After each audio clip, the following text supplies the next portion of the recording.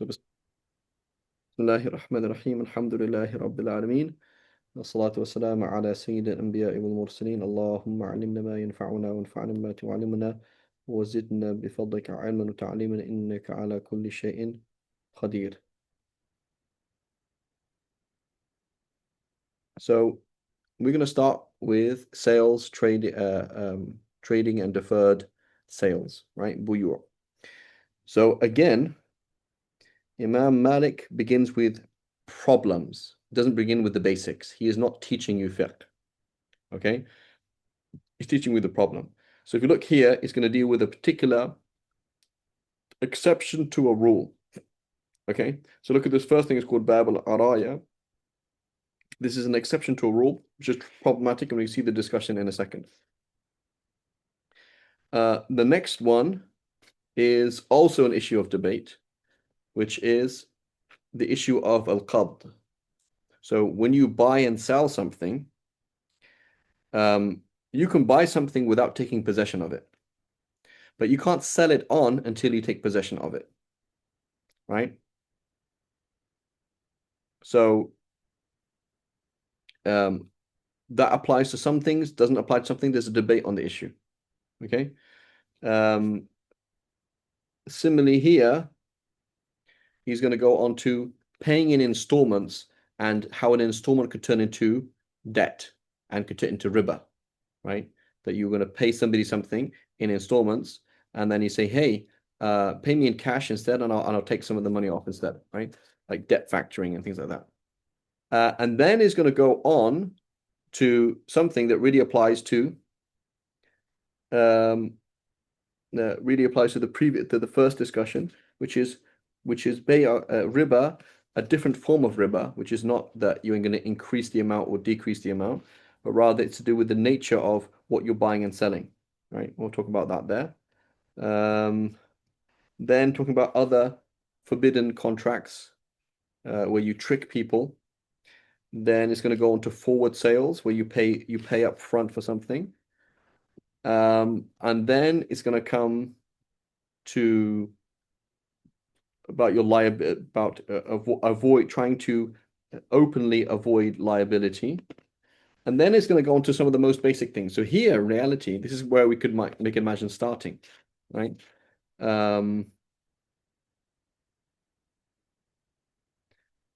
Buying animals as well.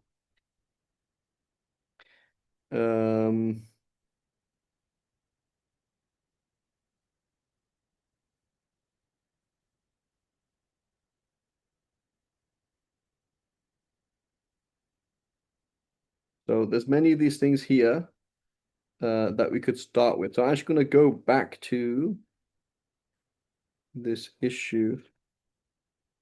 Presents, gifts, Umrah with Sukna. Yeah. Okay. So I'm actually going to start here and we'll go back. Okay. We'll go back to the beginning of the chapter in a second, inshallah.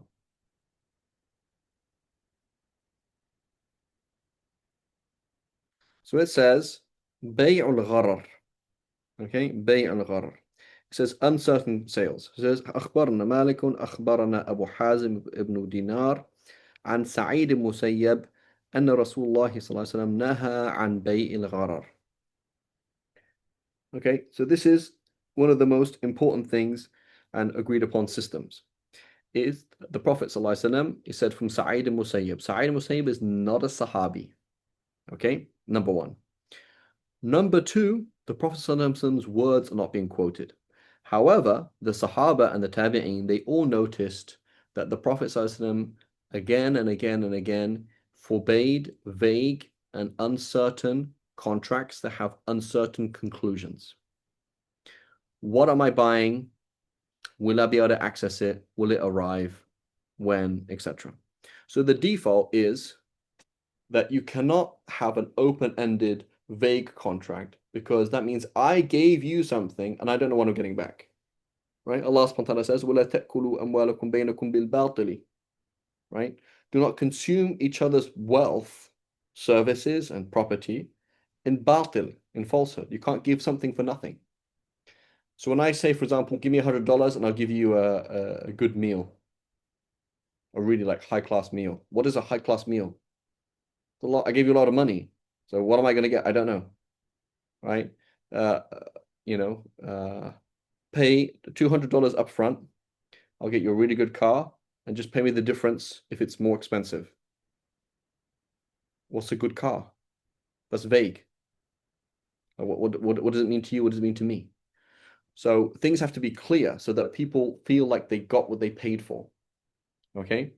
And even if the two sides don't mind, Allah minds. Right? So I'll give you $5. I'll give you something really funny. And it'll make you laugh.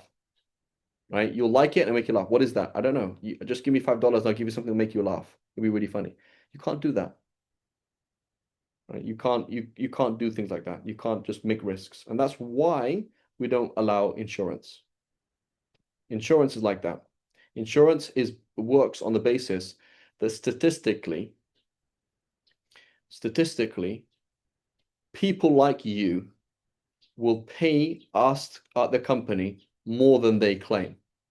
And for you, statistically, or stable wise, you're going to be paying less than you'll actually get. So you can't do that. That's not how it works. Right? You can't pay for vague things. Right? You can't do that. It has to be that I'm paying X for Y. That's how it works. So anything that is vague is by default haram. Okay? And even here, we mentioned many times, Sa'id al-Musayyib, this is Sa'id al-Musayyib, it's mursal, there's a gap in the chain, but Sa'id al-Musayyib, we trust him.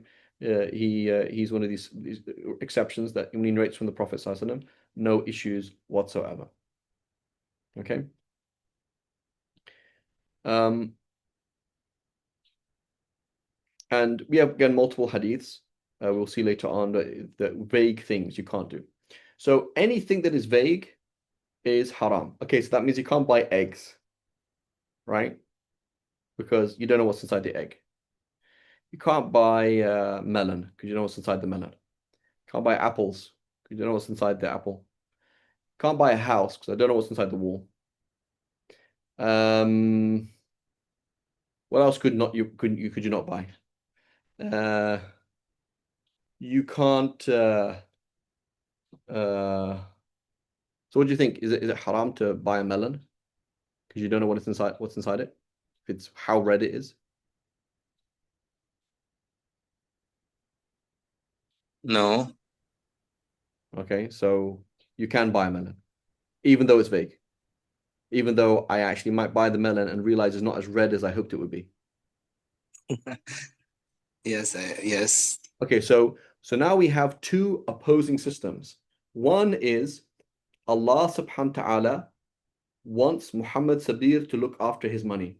He paid 5 Singaporean dollars for this melon, and he didn't really know what he was going to get. He wasn't very sure. So on one side, Allah wants to do hifth al-mal. One of the maqasid of the Sharia is protecting your money.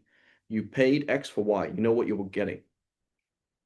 From the other side, Muhammad cannot buy a melon and still know what it is 100%. Muhammad cannot sell a melon like that. It's not going to work. If I had to inspect the inside of a wall of every house that I rented, I wouldn't be able to rent a single house or find out what the foundations look like, or every single time look at the whole planning of every single thing, right? Every single time I'm going to buy something, I'm going to have Muhammad Hashir, PhD in material science, whatever it is, to come in and assess the durability of the spade, because I don't know what kind of plastic it was made and under what kind of pressure, right? That's not practical. So there is a need from one side to defend people, and there's also a need for the other to allow people to do this. So we say, whenever the vagueness is slight and the need is great, then it's halal. Okay? So if you look at the opposing pros and cons, the con is small, the pro is big. It's going to be halal. The opposite is not going to be the case, right? Like insurance. Okay? So the default then is I want to have, for example, life insurance. Who knows? I might die. Okay, so I'm going to put, for example, pay $500 a month towards my life insurance, and basically, there's a chance I could die in the next 5, 10, 20, 30, 40. Who knows when I'm going to die? But basically, the insurance company is going to give like $3 million to my family. Great. I'm happy. I'm playing a risk. They're playing a risk. Okay, that's very vague. You can't do that. So the need for life insurance is not very big. The vagueness is very big. So it's not going to be halal, right? Now I live in North America, right? Muhammad, you're in North America, right? Do you have were you born in North America, Muhammad? Muhammad Hashid, No, no, I was born in Kenya. Kenya, right? So when you turned up as a student, did you have to get health insurance? Yeah, like I'm kind of partially employed by the university, so they Right. provide They, the they health cover it, right? insurance. So Yeah, when you first arrived there, you didn't have health insurance, did you? no, No. So you slip. So Muhammad slips up where you're in North Carolina, yes, right? probably not. He arrives. He's going to do his PhD from coming from Kenya, and they haven't got he's not covered yet, and he slips up outside the airport, and you call the ambulance for $20,000, and he calls up, mashallah, his dad's a millionaire, alhamdulillah, rabbil alameen, not a problem, right? $20,000, not a problem. And then next week he slips up and another $20,000, another $20,000. He spent $60,000 in a month on a few accidents, right? That's a lot of money for most people. So in North America, the current way that the healthcare works is there is sufficiently pressing need, right, for you to have haram healthcare, or for you to pay for it, right? For you to pay for healthcare because pay for health insurance because the gharar is there, it's true, but there's the very pressing need is I can't function. It's too expensive, right? It's not like any other countries where the medical bills are kind of like reasonable. America is not reasonable for most people. That's a ridiculous amount of money that I haven't even done operate an operation on my hand yet, but I'm already $20,000 just for the ambulance to come pick me up, right? That's ridiculous. And you have 3 kids that they fall over and this happens. It's ridiculous, right? You couldn't afford it. Similarly, Muhammad Sabir, for example, he has to drive his car in Singapore. Can you drive a car in Singapore without insurance? No. No. So they say, oh, is there an Islamic version of it? Is there a takaful? Yes, alhamdulillah, great. If there isn't, I have no choice. I have to drive. And you're forcing me to do that. So we're going to say it's halal, right? Because the because of the balance has changed now. But by default, right, you couldn't have car insurance because but not all things being equal, by default, you could not have medical insurance because you don't need it. In England, for example, you don't need medical insurance. Why would you have medical insurance in England? Right? Oh, I want to go to the top end hospital in London. Okay, but that's extra. But the normal person in England can go to any hospital and it's good healthcare. You're fine. Right? And in many countries, it's like that. Um, okay, so we balance them out. So let's something else on the other side. It's vague and it's not permissible. Um,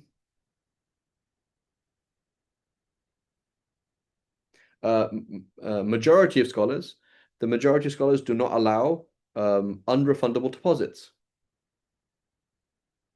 Right, this position of majority of scholars for this reason. So an unrefundable deposit is vague. I am going to pay you, right? I want to rent your house. I'm going to pay you $1,000 as a deposit, and we may or may not go ahead with the rental of the contract. So what did you pay for?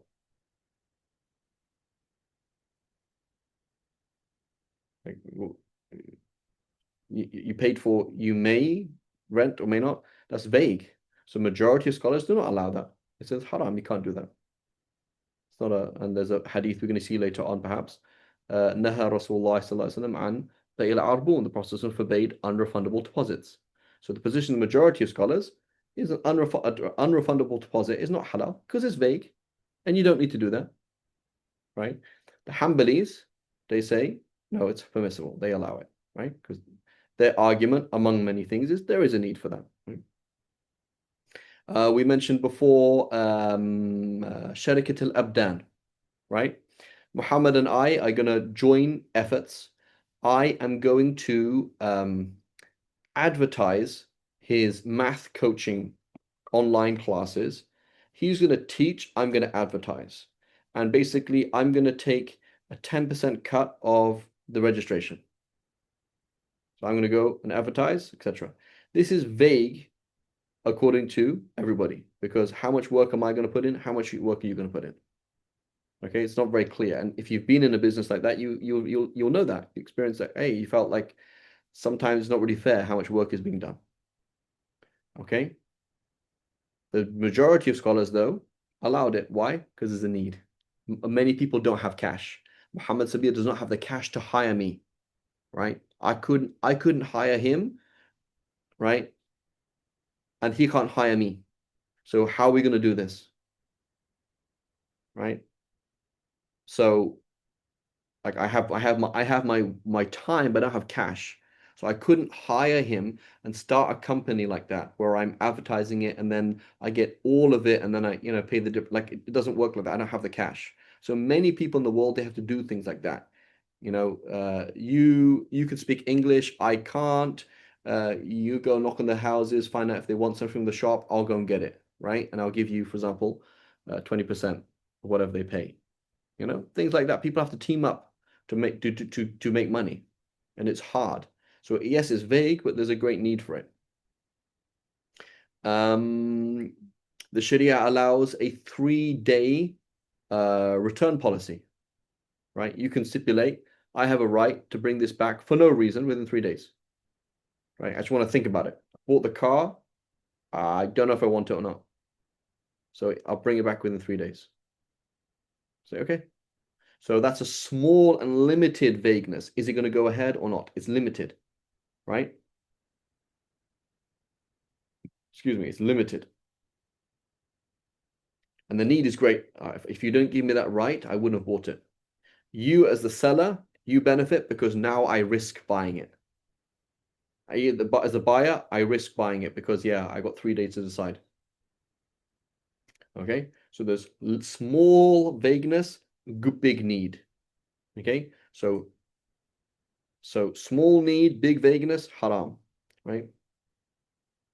I can bring it back whenever I want in the future. 2 years, you can bring it back whenever you want. You can't do that.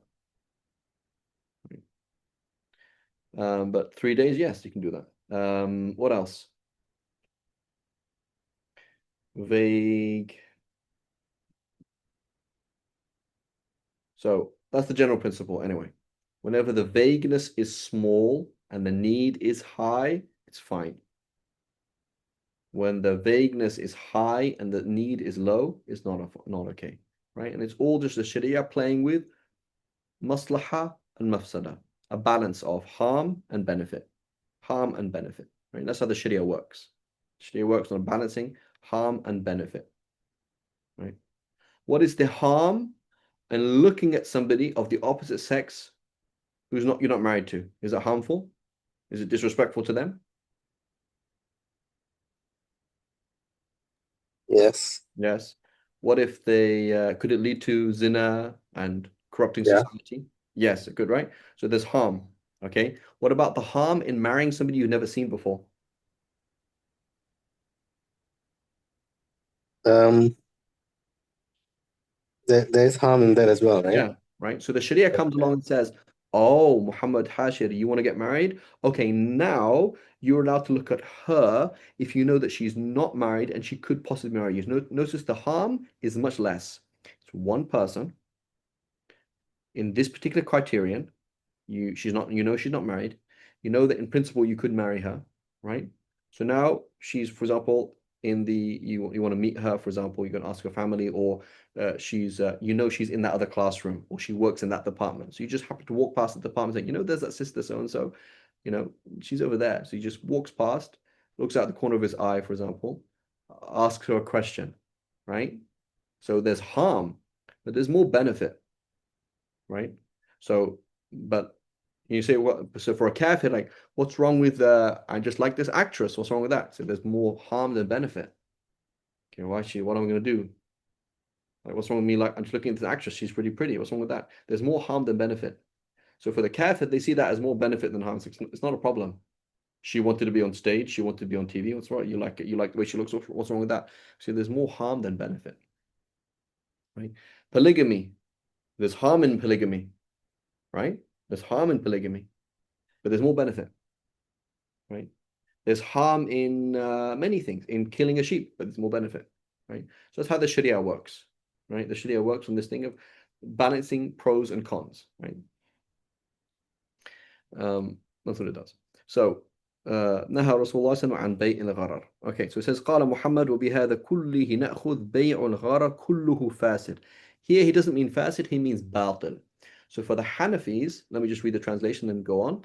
So he says, Muhammad says we adhere to this. Sales with uncertainty in them are all invalid. That is the verdict of Imam Hanifa and our fuqaha in general. Right? We all agree on this. Something agreed across the schools. You can't have vague contracts. We might disagree what is vague, what is the definition of vague. We might disagree, is there an excuse for this vague contract? That's something else, right? But we all agree on that concept, right? So key concept though, the Hanafis have a difference between batil and fasid. Okay, fasid means it's fundamentally valid, but you've added something to the contract that is haram. So you've got to get rid of that thing, right? The contract is happening, you're fine. You've done a contract, that's not a problem. But there's an aspect of this contract that needs to be changed, and you need to change it. So it's fasid, it's considered bad. Here, what he means by fasid is batil. Batil means it does not count to begin with. Why? Because there's no the لفقد المالية, because the property is not known.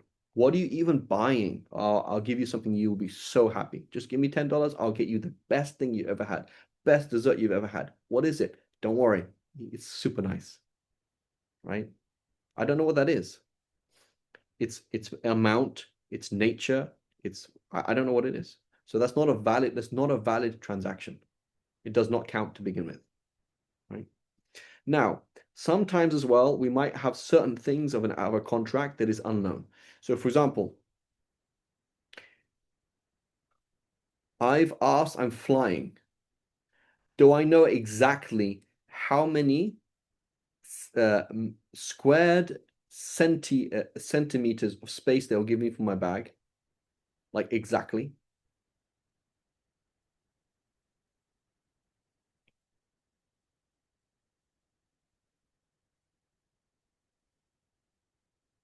Do I know exactly how much space or exactly where I'll be able to put my carry-on? Is that stipulated in the contract? When I buy this ticket? No. No, it's not, right? So that's going to be a minor No. thing. Okay, Habibi, you had to move it two seats down. That's not a big deal, right? Maybe in business class, that would be a problem. If you're in business class and then they said, oh, actually, you have to put your bag 2 seats down, that's a problem because I'm paying for business class. And maybe in business class, they might stipulate that. But in normal economy class, it's not an issue. It doesn't affect the value. Okay. But what about the food? Do you always know how many meals they're going to give you? So when you're flying, for example, Muhammad from Kenya, No. so you probably flew from Kenya to Emirates, right? UAE, and from UAE to No. I you flew direct. direct to JFK. Okay, so Yeah.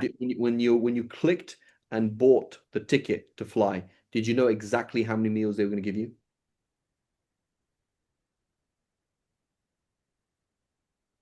No. No. So you might have selected Muslim meal, vegetarian, right? It has to be Kenyan, whatever. They give you some options, but you didn't know how many meals, and you didn't know, right? So how do we explain that? We say what you paid for was the plane ticket, okay?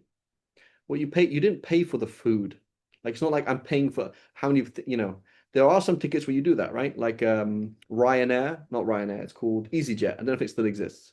So in EasyJet, like you're gonna pay, you're not even paying. Like, are you gonna pay for a chair or not? Are you gonna pay for luggage or not? Like you're gonna pay for each thing. That's different. But a normal thing is like I'm giving you the flight.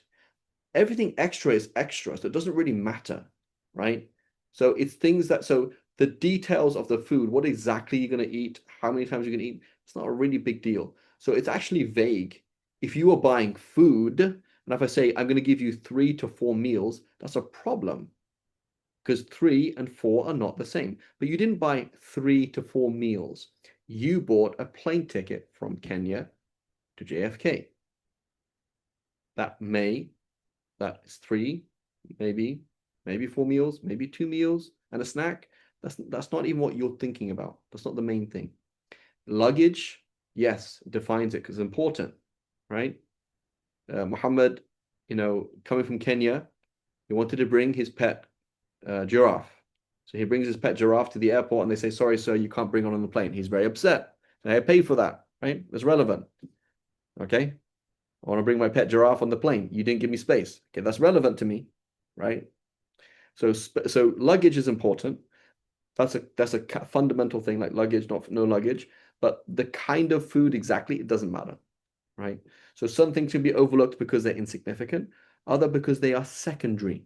Okay, secondary. Another example of that is coconut shy, right? You familiar with that, Muhammad? Two Muhammads, coconut shy. When you play that game, when you throw the wooden ball at the coconuts, when you go to like those games and you throw stuff. No. No? So there's a game that you play. It's called Coconut Shy. You go to this fun fair, right? And you go in there and you're going to pay, for example, $2, and they give you five wooden things, and you're going to throw. And if you hit the coconut, you get to keep it. So that's a bit vague. Like, how many coconuts am I buying? Right? I paid $2 and I got five throws. I don't know how many coconuts I'm going to get. So is that vague? We say no. You were not paying for the coconuts. That's just the fun. You were paying for the five throws. That's what you paid for. If you get one coconut, two coconuts, whatever, that's not. You're not paying $2 for coconuts. Does that make sense? So similarly, when you get hired, I'm hiring you and you can get a bonus. Oh, that's vague. I could get much more or much less. Yeah, but you're being paid a salary, right? You're being paid per hour or per task. So I'm paying you to do this task, or I'm paying you per hour, right? That's clear. As long as that's clear, that's fine. Whatever is a bonus, that's something else. That doesn't matter that it's vague. It's not a problem. Does that make sense? So it's not sort of in and of itself. It's not the goal of the contract. So that's fine. Does that make sense? Muhammad Sabir and Muhammad Hashid, Yes. right? As opposed to those slot machines. You put in a coin, and this coin might knock other coins off, right? So you put in a dime, right? You put in a dime, and it might fall in there, and it might knock all these other coins off, and you could get all this other money. Is that halal? I put in money in order to try and get more money. Is that halal? No, that's riba. It's haram. It's vague. I don't know if I'm going to get any money, and then it's not the same money, so therefore it's haram, right? So it's totally different because the goal of that is I'm putting in money to try and get more money. Does that make sense? Right? Or I'm trying to get, for example, there's this little you put in $2 and the little arm will go down and pick up things. All right, whatever it picks up, you get. One of these things, or most of these things, are not worth anything. One of them is worth like $200. So I'm trying to get that $200 thing. So I'm gonna put in $10. Put in $2, the arm goes down, picks up this thing. Ah man, I missed. Try it again. The goal is not the fun. The goal is to get the $200 thing, right? Does that make sense? So when it's like that, that is haram because that's vague, right? That's vague. As opposed to it's secondary. How much food did they give me on the plane? Secondary. Did I win the prize or not win the prize was not the goal of the contract to begin with. right? Does that make sense?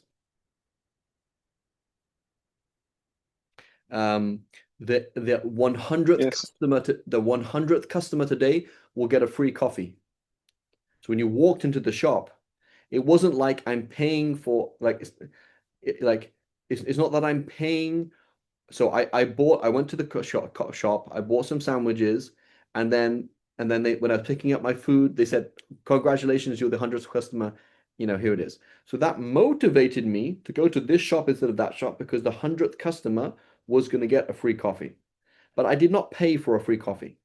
I paid for food. I paid X amount for I paid X for Y. That's halal, known, clear. The chance to get an extra, what's it called? The chance to get something extra was something else. Does that make sense? So if it's secondary and not essential to the contract, it doesn't matter if it's vague. Okay?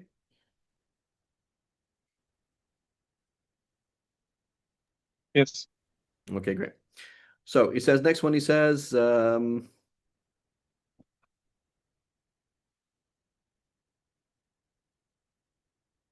أخبرنا مالك أخبرنا ابن شهاب عن سعيد المسيب أنه كان يقول لا ربا في الحيوان وإنما نهي عن الحيوان عن ثلاث عن المضامين والملاقيح وحبل الحبلة.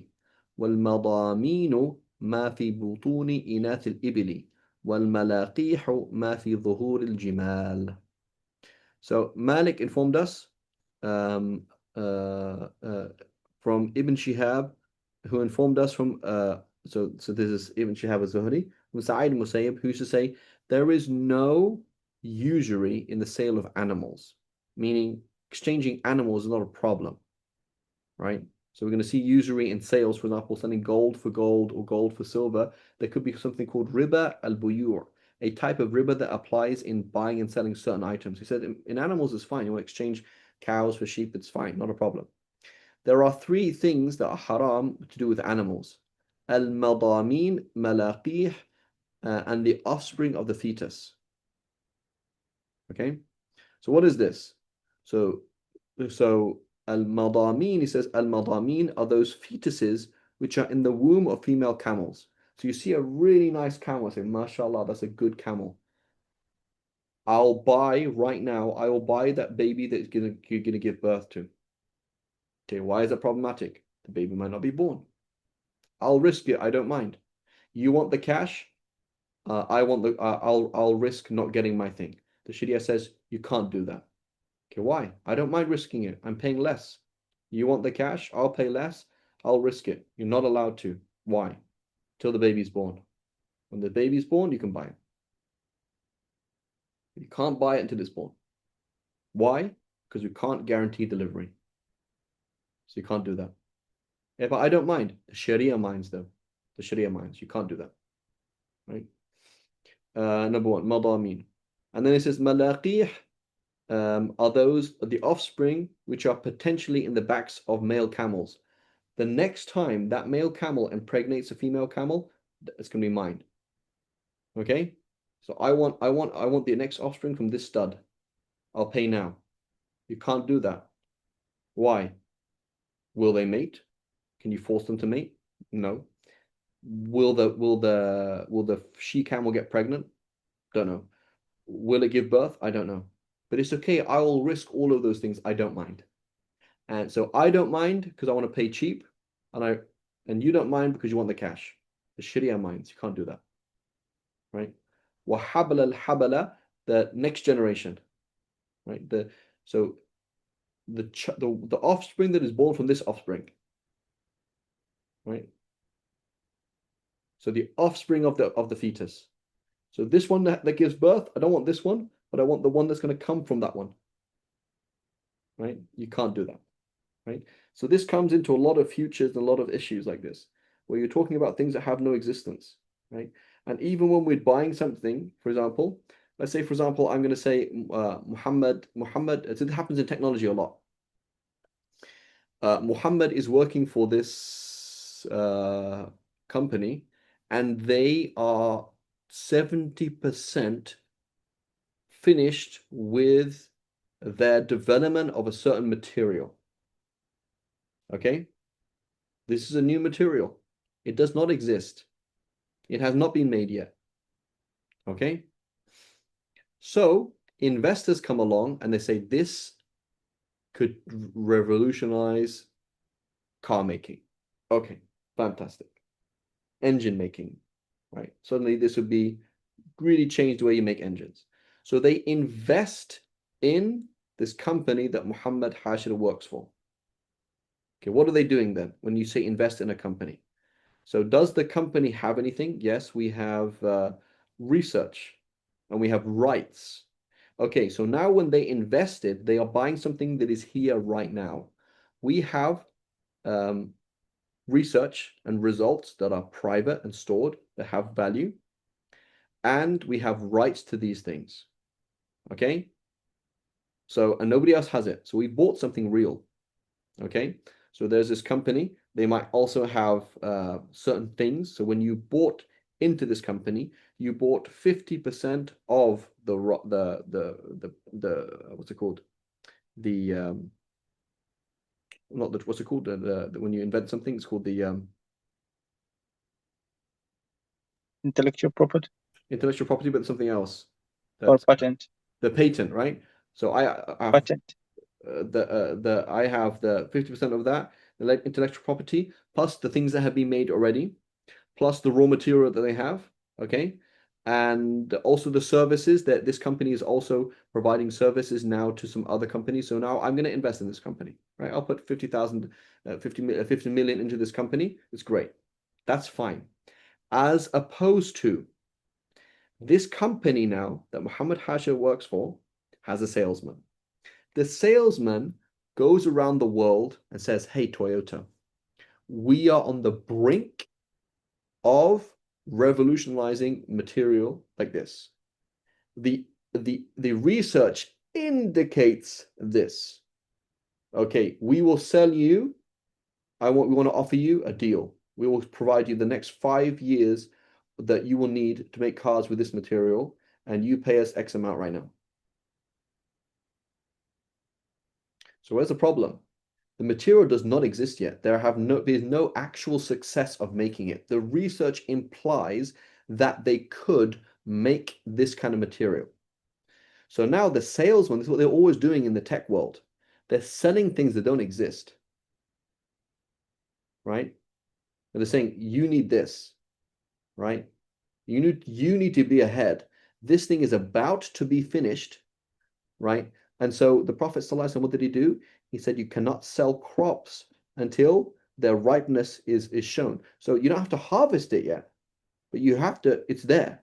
So you have technology that doesn't exist yet. You have a material that you have not developed yet. So the person pays now for this thing. You can't do that. You can invest in the company that's developing it. That's fine because you are actually buying something. And yes, when you bought that something that could turn into lots of money or you could lose lots of money, but you have bought something that has actual value now, as opposed to I'm going to buy something that has not yet been made yet, right? Or something that's mystical. I'll pay you up front now for 3 tons of unicorn tusks. Where are you going to get 3 tons of unicorn tusks? Well, I'm happy to risk it. If you can find it, I'm happy to risk it. You can't do that. So you cannot buy something that is not even, you don't even know that could even be made. Right. So in the past, they say, for example, you couldn't pay in advance for vegetables that wouldn't be ready in that time when it's asked to be delivered. So we live in Kenya. There's a certain time of the year when this thing comes up and you're asking for the other time of the year. That's not going to be possible. Right. Now it's slightly different, of course. Right. But these are very real things. Right. And so now what's going to happen is company X has just bought 5 years of a material that hasn't even been made yet. And we don't even know it can be made yet. Okay, we don't even know that it can be made. They now sell it to somebody else, right? Stocks in Toyota suddenly go up because Toyota has a monopoly on this new revolutionary material that doesn't exist yet, that was sold to them from another company that hasn't even made it yet and cannot guarantee that they can make it yet. So now people are buying stocks in Toyota because Toyota made this revolutionary deal with this a revolutionary company in something that doesn't exist. And then they sell it to somebody else. And then it fails.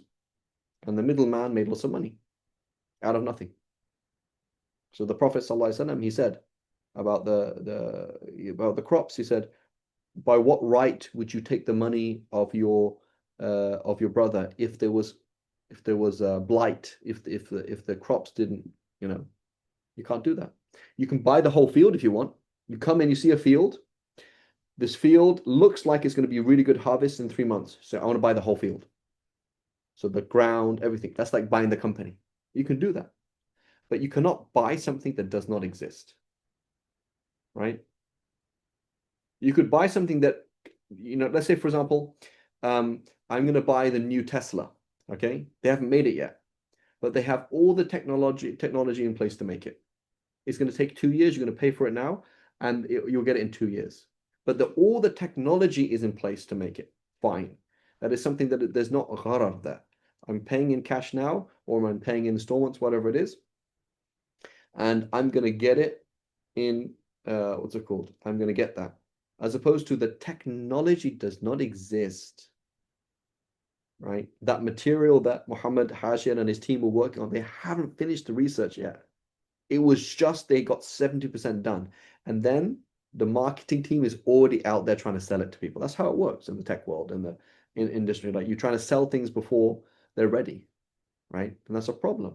That's a problem. You can sell an idea, you can sell a patent, you can sell rights to things that are real, that the person could make money out of or lose money. It's a real thing now. But you can't sell something that's undeliverable. Does that make sense? Yes. Okay. What about for example, the way they say like they value a company so much because of the future prediction, like the way they predict the value of, Yeah, for that's fine. example, Tesla. Yeah, But that's in fine. reality, the That's fine. actual like value is not the same. Yeah, so that's like, for example, there is a field that is growing strawberries. These strawberries will be ripe in 2 months. Okay. So you say, Fareed, do you know what's happening? You know there's going to be a cricket match in 2 months right next to this field. Say, yeah. Do you know what you eat at cricket in England? Maybe same in Kenya, who knows, right? In England, they have strawberries and cream. So these strawberries will triple in price in 2 months because this cricket match is going to happen. So buy the field now, right? The same thing. And then it turns out that the cricket match was cancelled. So you spent a lot of money buying this field and now it's worthless. I mean, it wasn't worth it. That's fine. That was an investment. It's a halal investment. But you bought something that has actual value now. Like there's a field. As opposed to I will buy the strawberries that will come out of this thing in 2 months because of the cricket match. You can't do that. Does that make sense, Muhammad? So there is an expectation Yes. that for example, you're going to say, for example, I'm gonna invest in a company that is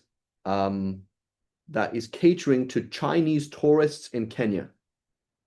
Because on my prediction in the next 10 years, there's going to be a lot more Chinese people in Kenya, right? They're probably already in Kenya, right? Already investing in Kenya and building things in Kenya, right? So that's fine. And then it all comes to nothing. It's fine. But you have to buy something that has actual value as opposed to something that has no value right now or is not deliverable. So you bought the strawberries as they are right now have no value because they're not ripe. Okay, so you can buy the whole land if you want with the strawberries as they are and have the rights to everything that come out of it, but you can't just buy the strawberries. Or I want blue strawberries because I think that I can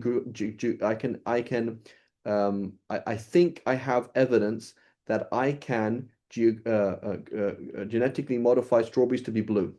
So then you buy 3 tons of blue strawberries to be sold in 6 months based on the prediction of where you think the technology will be in 1 month. You can't do that. You can't do that, right? Because that's not something it's not something that's tried and tested. So there's no guarantee that it can be provided for. As opposed to, hey, I want 5 kilos of strawberries in this time. If I can't get it from here, I can get it from there.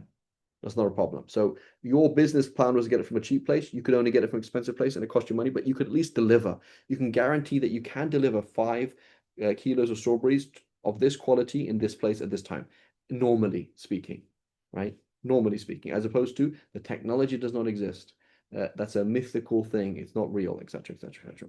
Okay. Continues.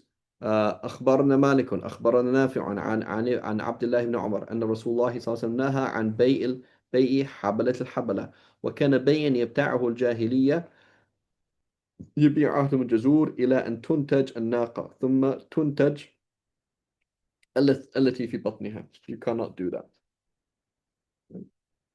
So Malik informed us, and Nafi informed us from Abdullah ibn Umar that the Messenger of Allah forbade selling the offspring of the fetus, which was a sale performed in the Jahiliyyah in which someone would sell a female camel, deferring payment until the time the female camel gave birth, and then that which was in its womb gave birth, right?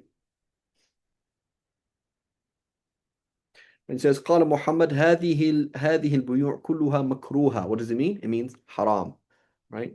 So that's why the Hanafis, they have this term makruh tahrimi, right? Or makruh tahriman. What they mean is haram, right? كلها مكروهة لا ينبغي لأنها غرر عندنا وقد نهى رسول الله صلى الله عليه وسلم عن بيع الغرر.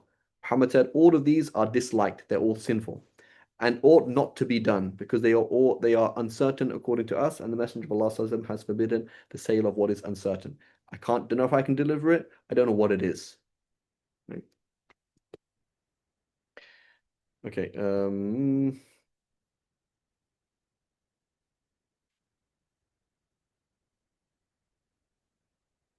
We'll come back to this inshallah. Okay, so that was that general introduction. Inshallah, we'll come back to the beginning. We will tell you what we'll do.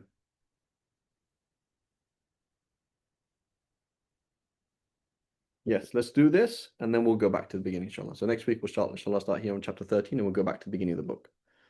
Right. Okay, wa sallallahu ala sayyidina Muhammad wa ala alihi wa sahbihi wa sallam.